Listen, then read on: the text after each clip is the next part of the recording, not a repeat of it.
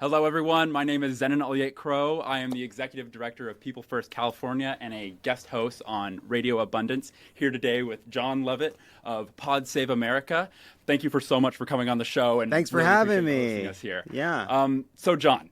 Okay. Last week. That's right. You interviewed State Senator Scott Wiener and LA City Council member Imelda Padilla after the city voted to oppose SB 79, which would legalize building apartments next to train stations in California. In the now infamous interview that has been streamed tens of millions of times across platforms, Councilmember Padilla bragged about how she reduced the height of an 100% affordable housing project by 3 floors to appease neighbors. Reaction to her explaining that like it was a win was priceless. Can you tell me a little bit more about why her reaction broke your brain? Sure. So I should start by saying I had interviewed Karen Bass, our mayor, a couple weeks ago, and I didn't know that a resolution vote was coming. I don't know if anybody knew a resolution vote was coming, and I felt bad after when I saw the resolution coming through and that she came on board to vote for it. There's signing the resolution mean they opposed SB 79, which I'm sure your audience knows. And so I really wanted us to have a debate about it on Pod Save America. It was a big issue. We know Buffy Wicks, who is one of the lead sponsors from our Obama days, and Scott Wiener graciously agreed to be part of a debate. We really didn't know who to be on the other side. It was hard to find somebody, to agree to be on the other side. There weren't a lot of people willing to talk about it, and I had reached out to some people to say directly, like, I am out there saying I think we need to build more housing, that I am in favor of this. I was annoyed at the passage of the resolution, but it would be an open forum. It would be like I really would try to be honest about my own biases. I tried to do that in the conversation. But I think it was just what I felt when I was having the conversation was, this is why. This is the problem, right? Like, this is somebody, and to her credit, right, it was, I appreciate that she was willing to talk to me about it. You know, Scott Wiener is in favor of it. I was biased towards it. I tried to give her a fair hearing. But even in seeing a local city council person who is dealing with both YIMBYs and NIMBYs, trying to figure out how to strike the right balance, you see how the process itself, that the compromise really is ultimately not building enough housing, right? Because you start by saying it is very, very difficult to build in California the amount we need to make up for several decades of failure. Yeah. And so even if we went full tilt, it would take a while for us to catch up. But our plans are never full tilt. And then the modification of those plans with local influence and control reduces it further. And then you end up with someone saying, look, I was able to build something. I cut the height down. It's 3 stories, not 6 stories. We added some more parking lots. This is a good example. And it is. It's an example of the problem. And I couldn't believe that I was seeing somebody lay out so clearly what has gone wrong. Now, that is not to say, I think there's been a lot of like, how could she think that? How could she believe that? She's dealing with the people that show up at these hearings. And I've heard this from a bunch of people locally and at the state level, that NIMBYs are louder than YIMBYs. It's still to this day. Like, it is great that there's a movement of people, certainly online, talking about why building more housing is so important, that like we have to, abundance, radio abundance. Like, that's great. But locally, day to day, they're still hearing from owners, not renters, and people that are against development, not in favor of it. Yeah, and who would have thought a city council meeting on 3 p.m. on a Tuesday? Right. And only the people who are retired or are homeowners and have the time to go to a city council meeting at 3 p.m. on a Tuesday would have their voices heard. And the other problem, right? And this is not this is no one's fault. This is reality. You know who never attends city council meetings? People who didn't move here. Or people who want to move here. Or people who might move here in 5 years. They're never at the meetings. Yeah. And so that is like a fundamental problem, and add to it all the specific challenges California has had, add to it the decades of failure. You see why, first of all, we're starting to see a move against it, but also why it's just so hard. Yeah, definitely. And to build off that, just last week, former chair of the California Environmental Voters and Democratic Assemblymember Rick Zabur, who actually represents this district here in LA, came out in opposition to the bill because it doesn't respect the land use patterns of Southern California. When we're talking about a bill that would legalize apartments near transit, one of the most common sense strategies to reduce car dependency that there is. Why do you think there is a level of hypocrisy where people who are self-proclaimed environmentalists and will advocate for plastic straw bans or other policies that are good, but won't take the steps to put people first and reduce our carbon emissions? It's a good question. First of all, it's just politics. Yeah. Again, to what we were saying there, that it is true, right? Like this SB 79 won't solve all of our problems. It's incremental. Yeah. Right? And so you can oppose it incrementally and not feel responsible for the consequences while answering the concerns of the people that are worried about 7-story buildings going up down the street from them. Mm-hmm. And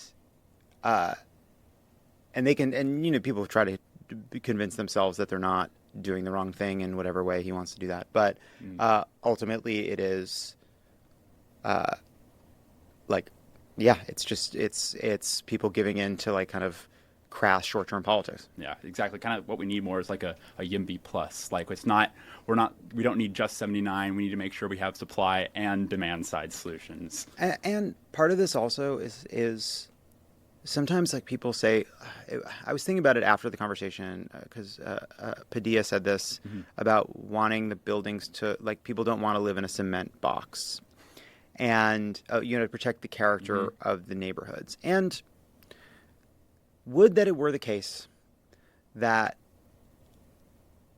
what we're building are only beautiful buildings. Like, that must be that the buildings we're building are fantastic and beautiful specimens that perfectly fit in the character of the neighborhood. No, that's actually not what's happening, right? In a lot of neighborhoods around Los Angeles, even in like the core of Los Angeles, what has been constructed a lot over the last decade, 20 years, these hideous big box single family homes that are the size of what a duplex or triplex or more would have been a few decades ago, that go edge to edge on these single family plots. They are so ugly. They are tasteless. They are contractor built monstrosities designed to maximize square footage because that maximizes return on a flip.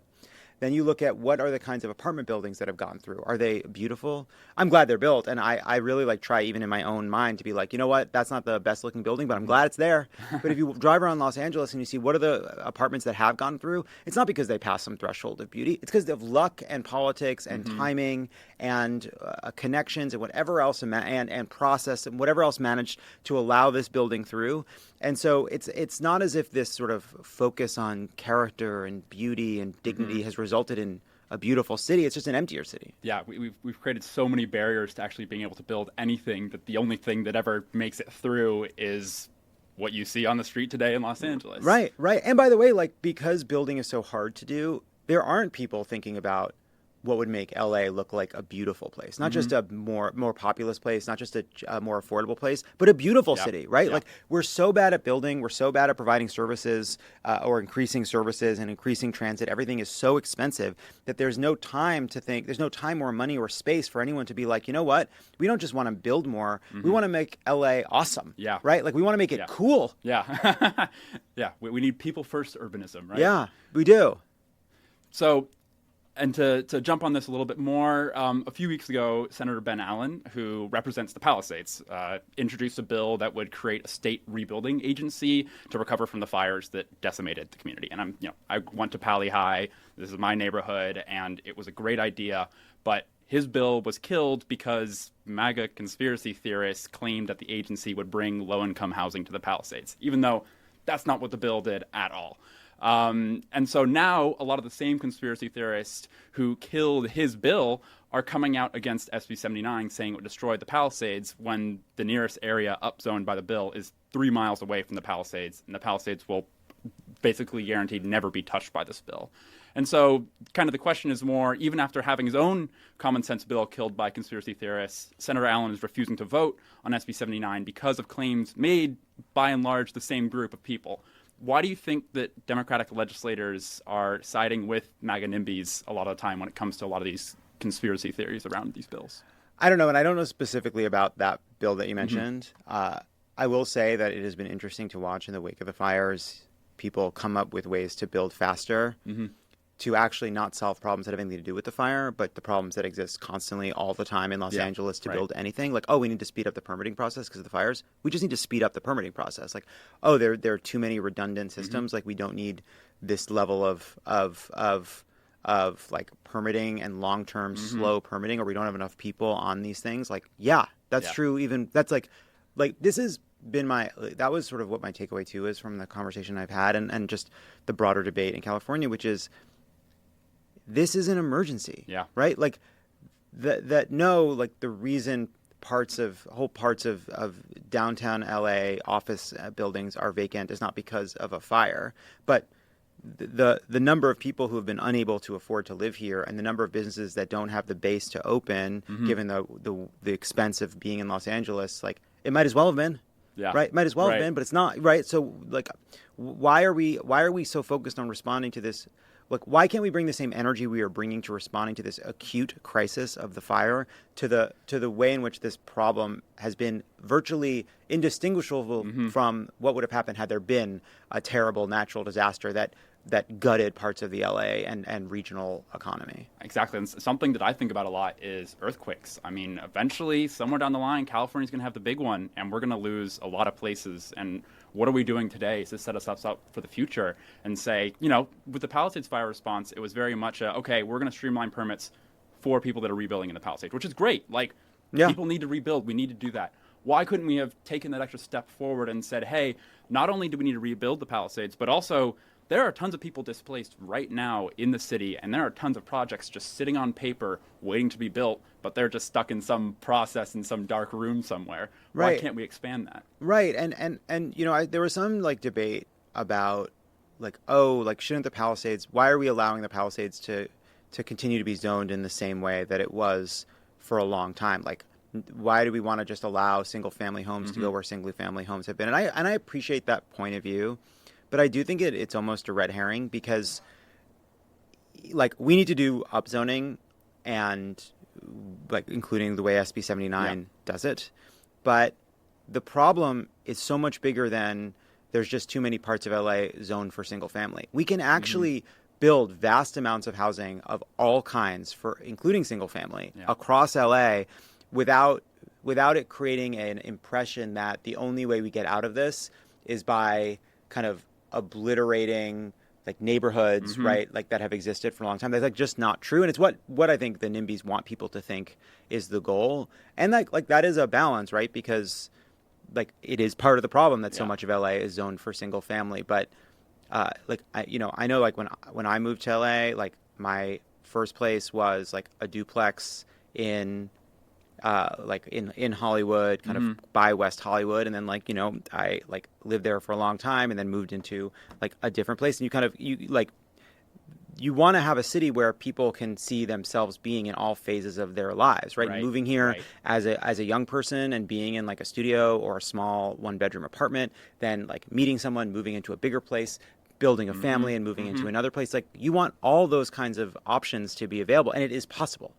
Yeah. And speaking as a recent college grad, like the only reason I was able to come back to LA is because my parents live here and I'm living at my parents' house. Like if that wasn't the case, if I was like some kid that was facing persecution for like my LGBT beliefs in another state and wanted to come to LA, which is one of the best safe havens in the world, I couldn't do that unless I had an anchor here to do that today. Right. And by the way, like that has like consequences like for all kinds of like industries, because like it's people that can move home and kind of can start at the bottom of the entertainment industry, because even the entertainment industry, like where when it's not pushed out, like it's hard to afford to be here at the salaries, especially at the entry level, like the starting jobs. It's just like the way in which it warps all of Los Angeles politics. It makes like I have a company. We're surrounded by people that work at Crooked Media. Like we had a big negotiation with our union. Part of that is how unaffordable Los Angeles is, right? Like the downstream effects of LA being so affordable on rent, like it hits everybody. It affects everything that we do here. Like we just they just signed approved like the first batch of tax credits for shooting in LA, which is awesome.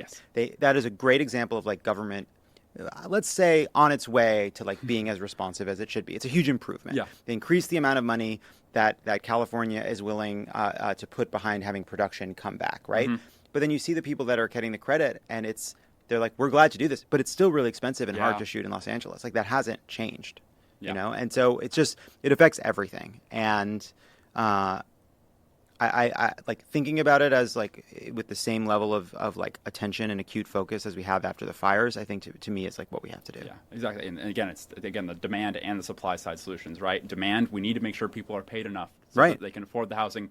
But we also need to make the housing affordable enough so people can pay for the housing. Well, it's all like a virtuous circle because like as much as there's not enough housing, you also drive around whole parts of LA and there's a lot of storefronts that are empty, right? And part of that is because LA is expensive for all of these reasons. But also, even if you want to open a business, how can you be sure there's going to be a customer base behind it, right? Like an apartment building on a major thoroughfare is a group of are people that are not just going to use the roads and the transit. They're going to go to restaurants. They're going to buy things. They're going to be part of the community. And like we have no idea the opportunity cost because it's impossible to fully measure. You know, Streets for All, a great organization in LA, put out a study that said if SB 79 was built to its fullest potential in LA, the city of LA would have $1 billion more in revenue each year, which would have exactly fully closed the huge budget cap that caused thousands of issues for the city.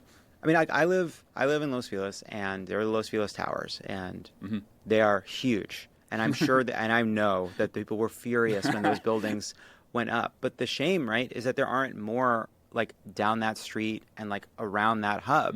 And like you look around LA and you just like see like, you know, you look at and certainly you go down to like the coast and like the lack of building in Santa Monica and elsewhere, it's even worse. And we'll just never know there's so many people that would have been here and made California their home that never did. Yeah. And so to touch on like the generational aspect of it, one thing that's really interesting that we're seeing in terms of where folks land on their position in the bill is that it's very, very divided on the age of the elected officials. Yeah. So like you have Mayor Bass, who has now signed this anti-SB 79 resolution, has been calling legislators, telling them to oppose it. But at the same time, you have Assemblymember El Harwe, who was a Bass accolade, worked with Community Coalition for 12 years, and was mentored by Karen Bass. And just a few days ago, she voted to advance SB 79 out of committee. And she's a young, new legislator. You're seeing this kind of divide where, like, the old guard of like the Carusos and Basses are opposed to the more younger people that are more in favor of these things. What do you think about like the fact that this kind of feels like almost a generational issue more than even a progressive versus moderate thing? Yeah, well, it's interesting how it's different than the national debate because there's this sort of confusing national debate around abundance, and is abundance just like centrism by another name, and it's about empowering developers and blaming the left, and I just don't think that's a very fair debate.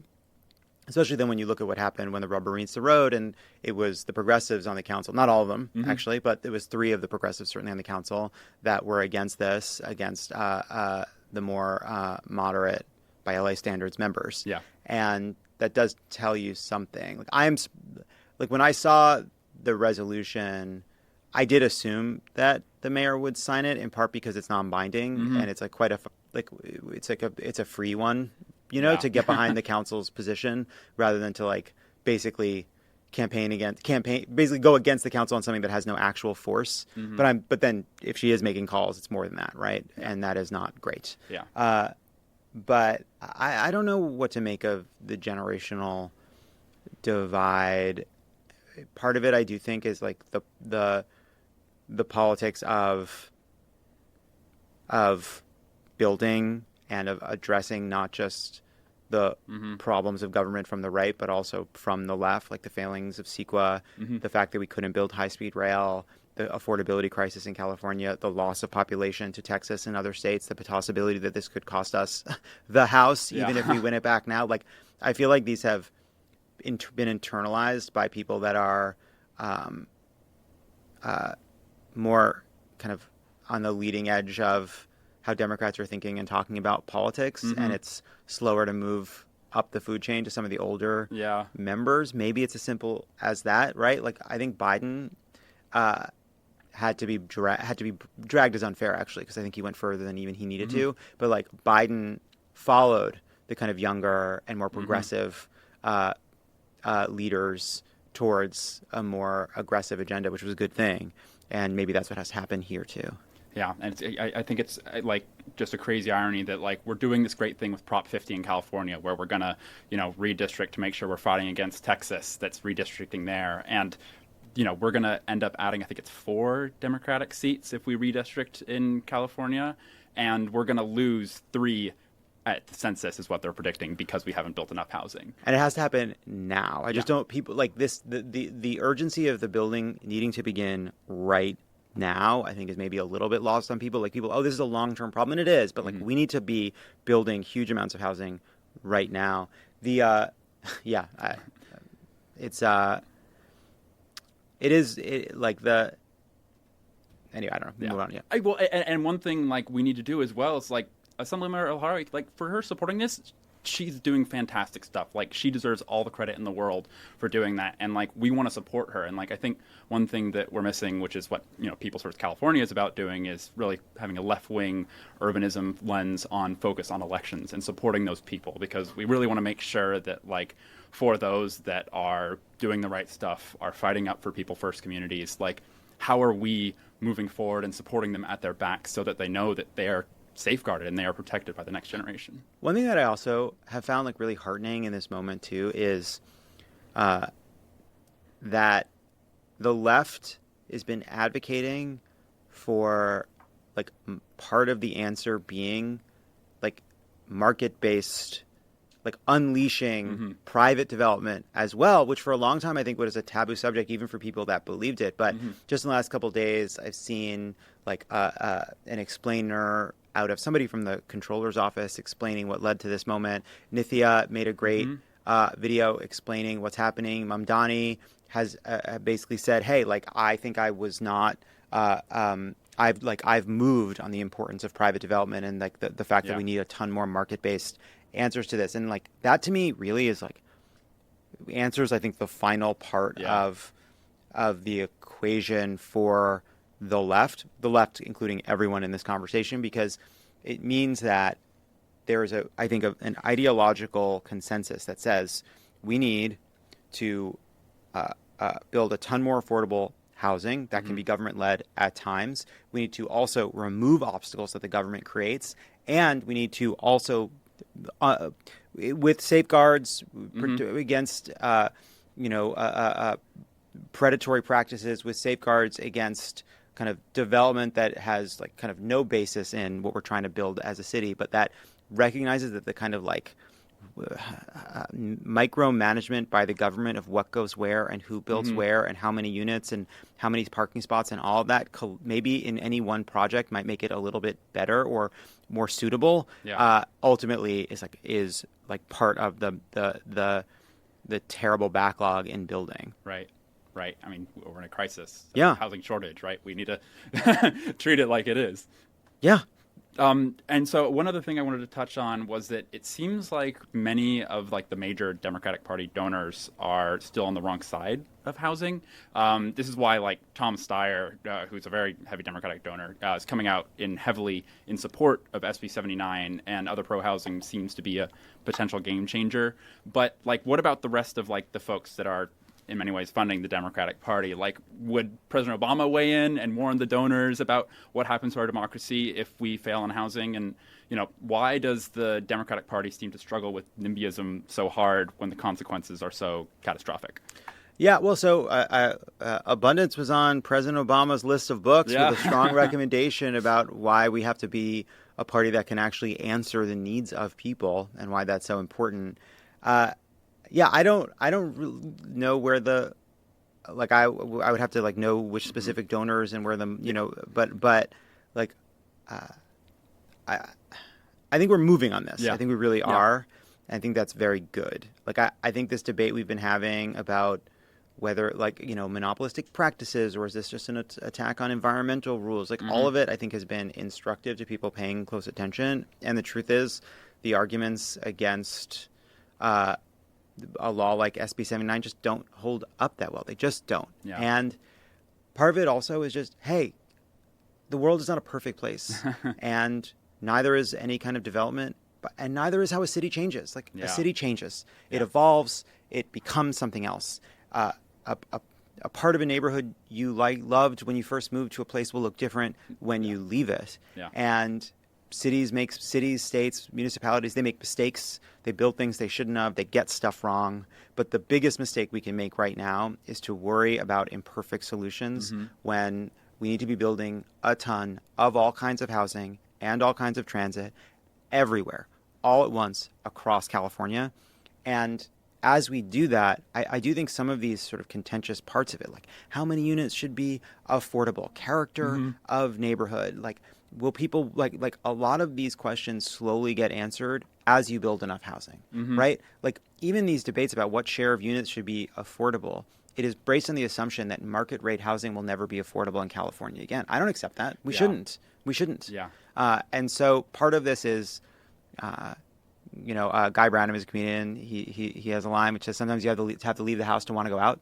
Like we just got to do stuff. We got to build stuff. We have to like prove that we can. And suddenly people maybe who can't imagine how this is good for a neighborhood or a city will suddenly start to understand, and more people will come. It's like success will, I think, beget success, I hope. Yeah, we get kind of like a forward-looking thing. Like, okay, like we know that what's happening, the consequences of what's happening now is like LA is losing its creative edge. We're losing the people that make this character of this community great. Right. And so like, what are we going to do to say, okay, we're going to move forward and we're going to continue to do things, and how are we going to tweak it along the way? So we do that, but the answer can't be nothing. Right. And like, I don't like, New York ahead of us in some ways in terms of how unaffordable a place can get. And then you look at like Manhattan, and like a place that used to be such a vibrant and creative place is now like a jewel box for tourists and wealthy people. And like you just like if you want to preserve the character of Los Angeles, ultimately Los Angeles is a place where people from all over America and the world came because it was a place where you could like make a life and make a creative life too, and be whatever you wanted to be here. And you could like imagine a different way of being from how you grew up. And like it made LA a really special place. Like that to me, that's why I'm here. That's why a lot of people are here. And if you want to preserve that character, like 7-story buildings by the transit, of course. Jesus fucking Christ. It's basic stuff. Yeah. And I think one of the things is that like, again, we are seeing like a level where like there's been a lot of really great strides within the pro-housing movement, but like even then you're starting to see some politicians that we've like banked on and like have supported have ended up being against some of these housing bills. And so so Karen Bass puts out a pretty good housing policy, and then she gets a lot of criticism, and she pares it back and like kind of feeds the criticism. And yeah. So I guess the main thing that I think we're missing in a lot of ways is holding people accountable to that. Like we know, like you said, the morality of SB 79 and like knowing the questions about it, like this is common sense policy. This is basic stuff. Like how are we making sure that like if people aren't agreeing this, we're making sure like, hey, like this is the issue of our time. I'm a big believer in the housing theory of everything.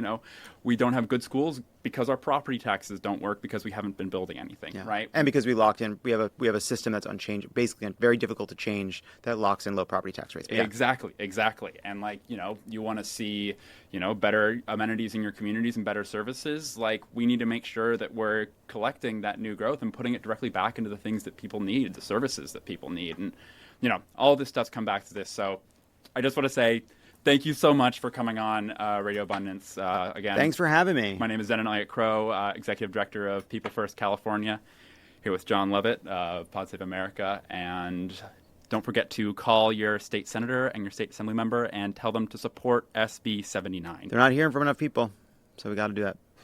All right, thank you. Thank you. That was great.